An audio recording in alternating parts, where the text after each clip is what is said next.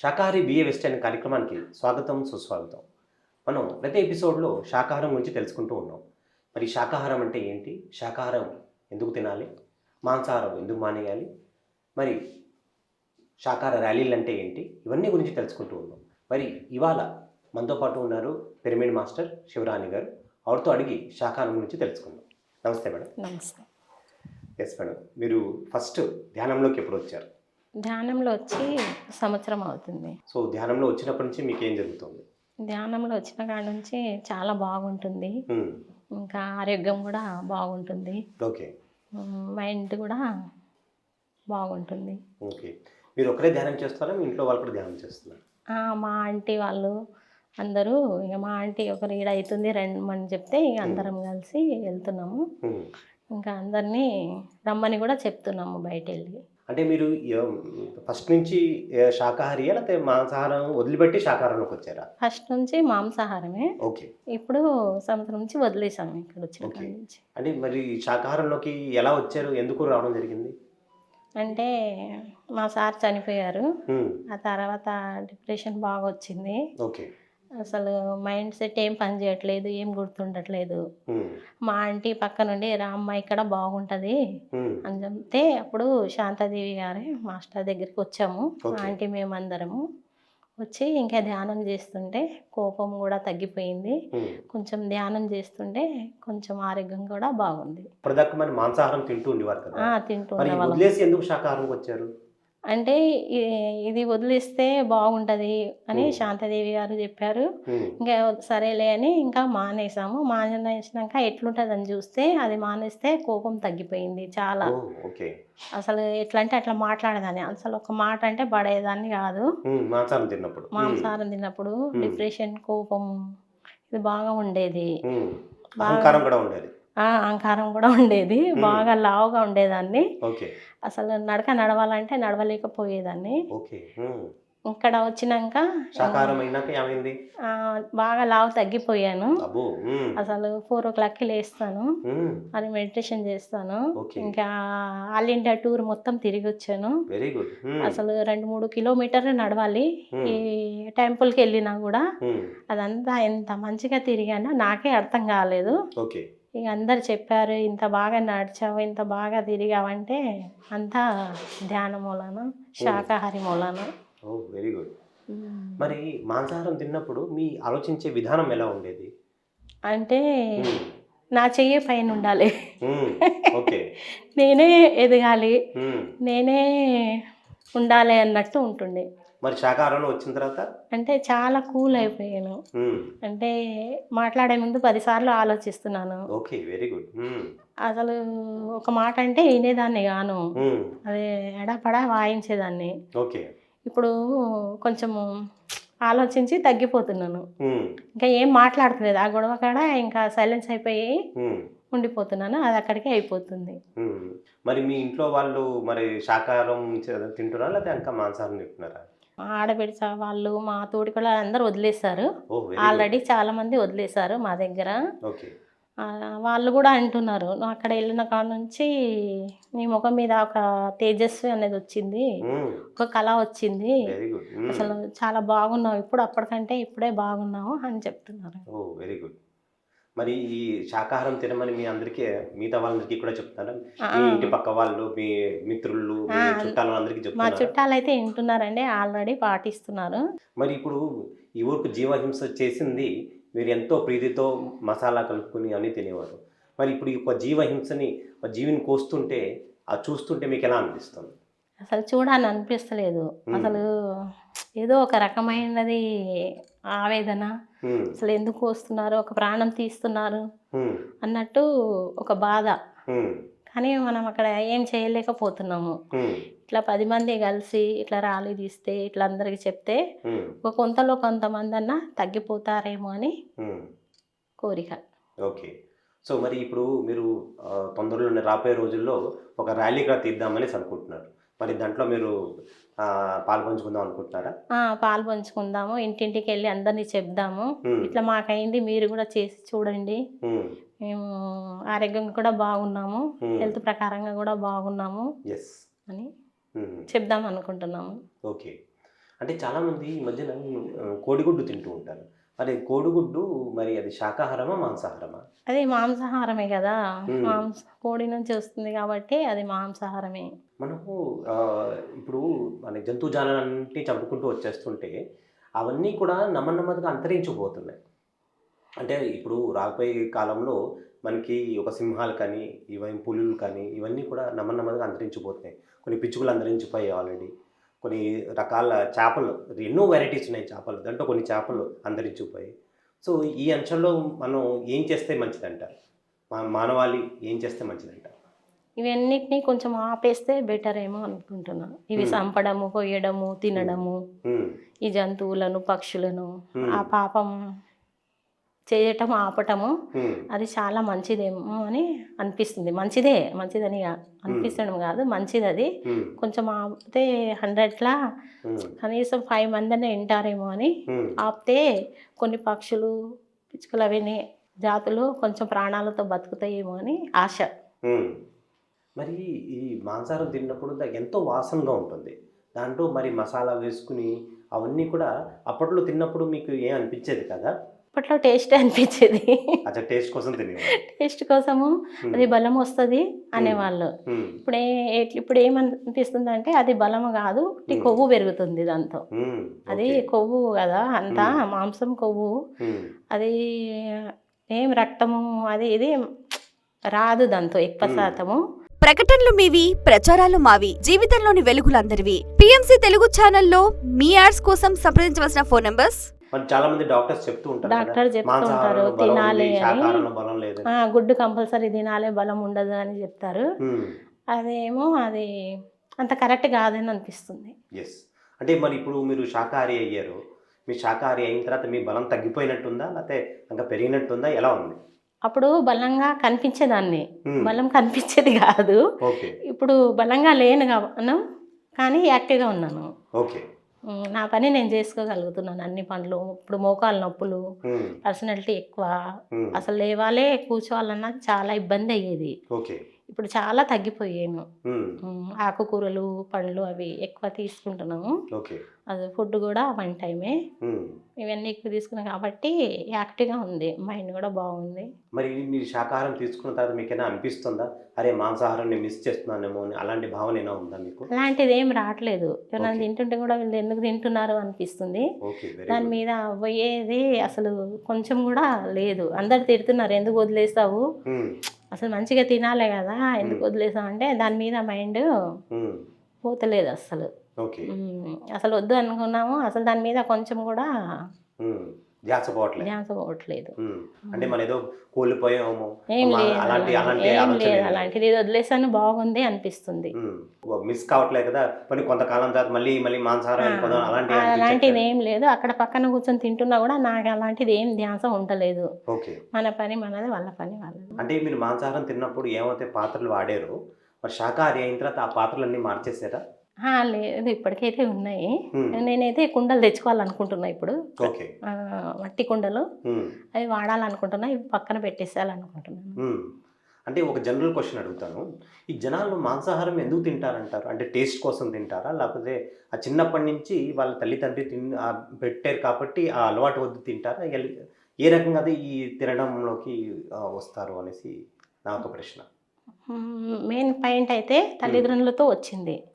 తల్లిదండ్రులు ఫస్ట్ గురువు అంటారు. వాళ్ళు తింటారు కాబట్టి ఇది బలం అని పిల్లలని వాళ్ళే పెడతారు కాబట్టి అది అందుకనే వాళ్ళకు కూడా అదే అలవాటు అయిపోయి పిల్లలు కూడా అదే అలవాటు చేసుకుంటున్నారు. ఫస్ట్ పెద్దలు మానుకుంటే పిల్లలు కూడా మానేస్తారు. దీని ప్రకారం మనం పిల్లలు చిన్నప్పుడే మన శాకాహారిగా ఉండమని ట్రైనింగ్ లో ఇవ్వాలనేసి అంటారు. అలా కంపల్సరీ ఇవ్వాలి, నేర్పాలి, ధ్యానం చేయాలి. కొన్ని స్కూళ్ళల్లో కూడా ఇలా పెడితే చాలా బాగుంటుందేమో, ధ్యానము శాకాహారి అని కోరుకుంటున్నాను. అంటే మరి మీకు అవకాశం వచ్చి ఒకవేళ స్కూల్లో చెప్పే అవకాశం వచ్చి మరి మీరు శాకాహారం ధ్యానం గురించి చెప్తారా? కంపల్సరీ చెప్తాను. శాకాహారం తిన్న తర్వాత ఫ్యామిలీలో వాటిలోనూ వాళ్ళు కూడా మానేశారు కదా, మరి వాళ్ళల్లో ఎలాంటి మార్పులు మీరు గమనించారు? మా తోటి కోడలే మానేసింది, మా ఇంకొక అమ్మాయి మానేసింది, మా ఆడబడుచు కోడలు అయితే వాళ్ళైతే యూత్ మా తోటి కోడలు వాళ్ళ కోడలు, ఆ పాప కూడా మానేసింది. బాగానే ఉన్నారు అందరూ. మా తోటి కోడలు కూడా షుగర్ బీపీ అన్ని కంట్రోల్గా ఉంది. టీచర్ ఆమె, గవర్నమెంట్ టీచరు. ఆమె కూడా అన్ని మానేసింది, ఇంకా ఏం లేదు. చాలా ఆరోగ్యంగా ఉన్నారు అందరూ. ఆ పాప యూత్, ఆ పాప కూడా మానేసింది. అచ్చా, ఇప్పుడు ఈ జంతు జాలాన్ని తీసుకెళ్ళి కబేలా ఖానా అని దాంట్లో కోసేసి చేస్తూ ఉంటారు. దాని మూలంగా మరి ఒక వ్యక్తి ఏమన్నానంటే కనుక, ఈ భూమిపైన మరి ఈ యుద్ధాలు అది జరుగుతున్నాయంటే కనుక మీరు చేసిన కర్మలు పట్టే మీకు జరుగుతుంది నిజంగా. మీరు ఒకవేళ ఒక పక్కన ఈ జంతుజాలాన్ని చంపుకు తినేస్తున్నారు, దాని మూలంగా దాన్ని ఒక ఆత్రనాదం, దాని ఒక కర్మ సిద్ధాంతం ప్రకారం మీరలో మీరు కొట్టుకు చూస్తున్నారు, అందుకే ఈ భూమిపైన యుద్ధాలు జరుగుతున్నాయని అనేసి అనడం జరిగింది. అది ఎంతవరకు కరెక్ట్ అంటారు? అది చాలా కరెక్ట్. పెద్ద పెద్ద సాధులు, సంతులు, మెడిటేషన్ చేసేవాళ్ళు, పత్రిజీ బాబా లాంటి వాళ్ళు అందరూ అదే చెప్పారు. గౌ అంటే గౌ మాత, మన మాతతో సమానం. ఆ మాంసం తింటే దాని వలన అది లోపలికి పోయిన తర్వాత ఎలాంటి జీన్స్ అంటే చాలా ఏమైనా చెప్పలేని జీన్స్ తయారవుతాయి. ఓకే. ఆ ఆవు మాంసం వలన ఆ టెన్షన్కు వాళ్ళకు కోపాలు, టెన్షను, అది ఎందువలన అంటే ఆ మాంసం తినే దాని వలన. ఓకే. అందు గురించి అందరూ ఆపాలి అంటున్నారు. అందరూ పోయి ఇంకా పెద్ద పెద్ద ర్యాలీలు తీస్తున్నారు. వారణాసి కానీ, అక్కడ కానీ, ఇక్కడ తమిళనాడు, కేరళ అంతా తీస్తున్నారు మన గురువులు, సాధువులు, పెద్దలు. కానీ చాలా మట్టుకు తగ్గుతున్నాయి, ఇంకా ఉన్నాయి. అవి అందరు కలిసి పోరాడితే ఒక తెవెళ్ళ బంద్ అయితే ఎన్నో ఆవులు బతికిపోతాయి. దాని గురించి మనం కూడా పోరాడితే బాగుంటుంది. అలాగే ఉత్తరప్రదేశ్లో చీఫ్ మినిస్టర్ అయిన యోగి ఆదిత్యనాథ్ గారు వాళ్ళు కబేలా ఖానాన్ని అన్ని ఇక్కడ ముయించి వేసేసారు అనమాట. సో అలాంటిది కూడా మన రాష్ట్రంలో కూడా 2 తెలుగు రాష్ట్రాల్లో జరిగితే అలా చేస్తే మంచిది అంటారా? చాలా సంతోషంగా ఉంటుంది. ఆవులన్నీ బతికిపోతాయి. ఆ టెన్షన్స్, వాళ్ళు తిని గొడవలు చేయడం అవి కూడా ఆగిపోతాయి. ఈ గవర్నమెంట్కు చాలా ధన్యవాదాలు చెప్పుకుంటాం ఆపేస్తే. Yes, very good. అంటే ఇప్పుడు మరి ఈ సమాజంలో మరి ఎన్నో క్రైమ్స్ జరుగుతున్నాయి, రకరకాల క్రైమ్స్, దొంగతనం, మర్డర్స్ జరగడం, వేరే వాళ్ళని రకరకాలుగా హింసించడం, ఇవన్నీ కూడా. అంటే ఇవన్నీ కూడా క్రైమ్స్ క్రియేట్కి కారణం వాళ్ళు తినే ఆహారంలో ఉండొచ్చని మీరు గుర్తిస్తున్నారా? ఓకే. అంటే ఒక కారణం, వన్ ఆఫ్ ది కారణం వాళ్ళు మాంసాహారం తినడం కూడా వాళ్ళు అలాంటి భావన అది పెరుపొందిస్తుందని మీరు అనుకుంటున్నారు? చాలా వస్తున్నాయి అలాంటివి. ఇప్పుడు ఎప్పుడైనా చికెన్ ఫ్రిడ్జ్లో పెట్టుకుంటారు, మురిగిపోయింది తీసేస్తారు, అది పురుగులు గిరుగులు పడతాయి, అదే తీసి ఏదేదో కట్లీస్ అని అదని ఇదని దాంతో ఎన్నో ఐటమ్స్ తయారు చేస్తున్నారు. అవి వాళ్ళు తింటున్నారు. ఆ తినే దాన్ని బట్టి దీని బట్టి బీర్ ఉంటే బాగుండే, బ్రాండ్ ఉంటే బాగుండే అనుకుంటున్నారు. అది తింటున్నారు, ఇది తాగుతున్నారు. అవి రెండు కలిసి వాళ్ళ మైండ్ సెట్ అంతా పాడు చేసేస్తున్నాయి. అందు గురించి ఇవన్నీ నడుస్తున్నాయి. ఘోరాలు, నేరాలు, అత్యాచారాలు, అది తినడం, తాగడం, ఈ రెండు కలిస్తే ఆ ఘోరాలు జరుగుతున్నాయి. ఇవి రెండుకి ఈ గవర్నమెంట్ మనం అందరం కలిసి పోరాడి కొంచెం తగ్గిస్తే బాగుంటుందని నా ఉద్దేశం. ప్రకటనలు మీవి, ప్రచారాలు మావి, జీవితంలోని వెలుగులందరివి. పిఎంసి తెలుగు ఛానల్లో మీ యాడ్స్ కోసం సంప్రదించవలసిన ఫోన్ నంబర్స్. మీరు శాకాహారి అయిన తర్వాత ఎలాంటి కూరగాయలు తింటున్నారు మీరు?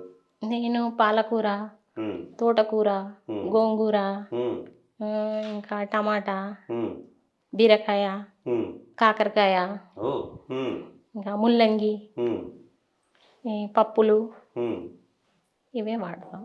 ఓకే. ఇవన్నీ తింటుంటే మీరు ఆరోగ్యంగా ఉందని అనిపిస్తుందా, లేకపోతే అనారోగ్యంగా ఉన్నారని? నేను చాలా ఆరోగ్యంగా ఉన్నాను. నా షుగర్ ఉండే, కొంచెం బీపీ ఉండే, అవి ఎప్పటికీ నార్మల్ ఉంటున్నాయి. ధ్యానానికి వచ్చినాక ఇవన్నీ శాకాహారి పాటించడం వలన నేను నార్మల్గా ఎప్పుడైనా టాబ్లెట్ వేసుకుంటున్నా. ఇంకా ఏం లేదు, ఇంకా వేరేది, ఇంకా ఎటు పోయినా ఏం చేసినా హ్యాపీగా వెళ్తున్నాము. ఏ యాత్రకి వెళ్ళినా, ఏం వెళ్ళినా, ఎంత నడకైనా చేస్తున్నా, అలసట అనేది రావట్లేదు.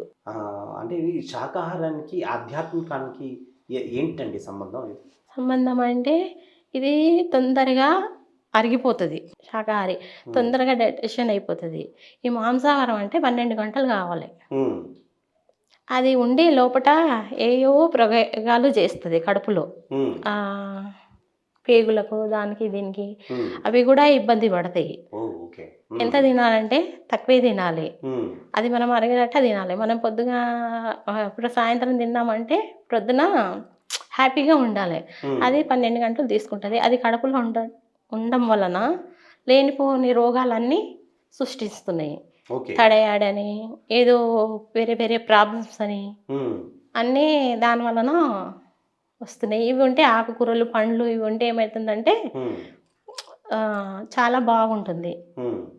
మైండ్ కూడా బాగుంటుంది. మనం పద్ధతి ప్రకారంగా పొద్దున్న లేచి చేసుకునే పనులన్నీ హ్యాపీగా చేసుకుంటున్నాము.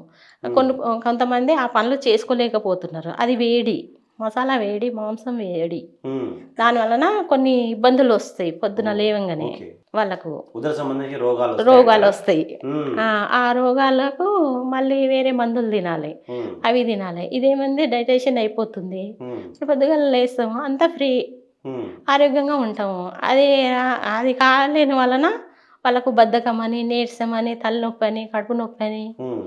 ఇవన్నీ రకరకాల రోగాలు ఉమ్. జారేస్తున్నాయి. అంటే ఇప్పుడు ఒక మాంసం కొనాలంటే కనుక కనీసం 250, 300 కిలో, ఇప్పుడు 500 దాకా కూడా మధ్యలో వెళ్ళిపోయింది. అంత రేటు ఉన్నప్పటికీ ఇక్కడ జనాలు మళ్ళీ అంక దానికేసే ఎగపడి వెళ్తూ ఉంటారు. అంటే ఎందుకు అంటే ఆ ఒక నాలుగు పైన ఆ రుచి అలవాటు మరిగారంటారా? రుచి ఒకటే, దానివలన ఇంకా ఏం లేదు. ఇప్పుడు అయ్యింది అయిపోయింది. ఇప్పుడు దాకా ఇప్పుడు పెరిగే పిల్లలకు కూడా అలాంటి అలవాటు చేయకుండా ఉంటే చాలా మంచిది. అంటే వాళ్ళ తల్లిదండ్రులు కూడా చిన్నప్పటి నుంచి కనుక శాకాహారం పెడుతుంటే పిల్లల్లో కూడా అలాంటి మార్పు వస్తుంది. ఇంకా మీకు ధ్యానంలో ఎలాంటి అనుభవాలు వచ్చాయి? నాకు ధ్యానంలో చాలా బాగుంటుంది. ఒకరోజు మెడిటేషన్లో అది చెప్తున్నారు, సూర్యుని గురించి, ఈ పంచభూతాల గురించి, దాని గురించి చెప్తుంటే ఒక చిత్రమైన ఇట్లా తేజస్వి వచ్చింది. అది ఒక దర్శనం చేశాను. ఎస్. అంటే చాలామంది ఈ మధ్యన పెద్ద పెద్ద కంట్రీస్లో ఏంటంటే సమయం లేక అన్నం వండేసుకుని, ఒక సాంబారు వండేసుకుని ఫ్రిడ్జ్లో పెట్టేసి నెలల పాటి దాంట్లో పెట్టేసి ఆ ప్రతిరోజు కొంచెం కొంచెం సాంబార్ చెప్పుని తింటూ ఉంటారు. సో ఇది ఈ రకంగా మరి శాకాహారమే, కానీ వాళ్ళు ఫ్రిడ్జ్లో పెట్టుకుని చాలా కాలం తర్వాత కొంచెం కొంచెం తింటూ ఉంటారు. సో ఇలాంటి పద్ధతి మంచిదంటారా కాదంటారా? అది చాలా తప్పు.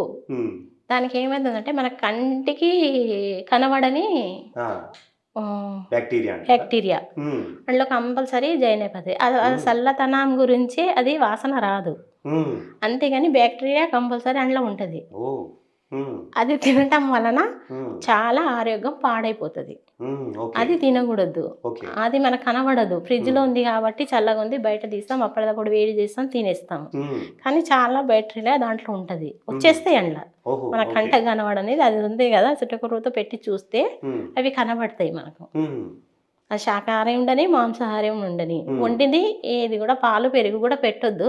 కానీ తప్పని సమయంలో పెట్టుకోవాల్సి వస్తే కొంచెం ఇది పెట్టుకోవచ్చు, కానీ 3-4 రోజులు పెట్టుకోకూడదు. ఓకే. అంటే మరి అన్నం ఎలా తినాలంటే వేడివేడిగా అన్నం తినేయాలంటారా? ఎప్పటికప్పుడు వండుకు తింటే ఫ్రెష్గా ఉంటే మనకు కూడా, అంటే పత్రిజీ అన్నట్టు జైసా అన్ను వైసా అనేసి అంటారు కదా, దీని అర్థం ఏంటంటారు యాక్చువల్గా? దాని అర్థం ఏంటంటే కొంచెం వేడివేడిగా ఫ్రెష్గా తింటే అది ఇట్లా పెట్టిన దాంట్లో కొంచెం మార్పు వచ్చేస్తుంటుంది. అది తింటే ఉన్న కొంచెం శక్తి బలమైంది కూడా మన ఒంటికి అన్ని పడతాయి అన్నమాట. ఇట్లా వండి అట్లా పెట్టేస్తే అట్లా కొంచెం తగ్గిపోతుంది కదా, కెపాసిటీ తగ్గిపోతూ ఉంటుంది. మనం ఎప్పటికప్పుడు వేడివేడిగా వండుకొని తినేస్తే అది ఒంటికి చాలా మంచిది. ఎస్. మరి చాలామంది ఈ మట్టి పాత్రలో కూడా భోజనం చేస్తూ ఉంటారు, దానివల్ల కూడా చాలా ఆరోగ్యం అంటారా? చాలా ఆరోగ్యం. ఎందుకంటే పూర్వకాలంలో మా అమ్మమ్మ వాళ్ళు, మా తాతయ్య వాళ్ళు ఏది వండినా మట్టి కుండలోనే వండేవాళ్ళు. అది పప్పు, చారు, అన్నము, నీళ్లు కాగబెట్టడం కానీ, అది మళ్ళీ పొయ్యి మీద వంట, అది చాలా టేస్ట్ ఉంటుంది. ఉట్టిగా పప్పు అన్నం వండుకొని అప్పటిదప్పుడు మనం తిన్నా కూడా చాలా టేస్ట్ ఉంటుంది. అందు గురించి అది తింటే బాగుంటుందని అభిప్రాయం. వాళ్ళకి ఏం రోగాలు కూడా లేవు అప్పుడు. కట్టెల మీద వండుకొని కుండలలో వండితే ఏ రోగం రాదంటారు. Yes madam. సో ఎంతో అద్భుతంగా చాలా బాగా శాకాహారం పైన ఎన్నో విషయాలు మాకు చెప్పారు. మీరు ఆఖరిగా మా పిఎంసి ప్రేక్షకులకి ఇచ్చే మీ సందేశం ఏంటి శాకాహారం పైన? అంటే అందరు కలిసి కొంచెం పోరాడాలి, ఉమ్, బయటికి వెళ్ళాలి. ఇప్పుడు మేము ఎప్పుడు వెళ్ళే వాళ్ళం కాదు, ఉమ్, ఇప్పుడు శాంతాదేవి మాస్టర్తో మేము వెళ్తున్నాము. yes, very good. అందరికి ఇంటింటికి వెళ్ళి అगर 10 మందికి చెప్పినా ఒక్కరు మారినా చాలు ఉమ్, అని అనుకుంటున్నాం. yes. అంటే ప్రతి ఒక్కరు శాకాహారి కావాలి, కావాలి అని, ఈ జగత్ అంతగా శాకాహార శాకాహారి జగత్గా కావాలి. మారాలి, శాకాహార జగత్గా రావాలి అని కోరుకుంటున్నాను. ఆ. ఎస్ మేడం, మరి ఎంతో అద్భుతంగా మీ ఒక ఆ జ్ఞానాన్ని మాతో పంచుకున్నారు. శాకాహారి బిఏ వెస్టర్న్ కార్యక్రమంలో మరి ఎన్నో విషయాలు మాకు చెప్పారు. మీకు ఎంతో కృతజ్ఞతలు. Thank you madam. సో ఇదండి ఇవాళ శాకాహారి బిఏ వెస్టర్న్ కార్యక్రమం ఎపిసోడ్. ఇంకొక ఎపిసోడ్లో మళ్ళీ కలుసుకుందాం. అంతవరకు సెలవు.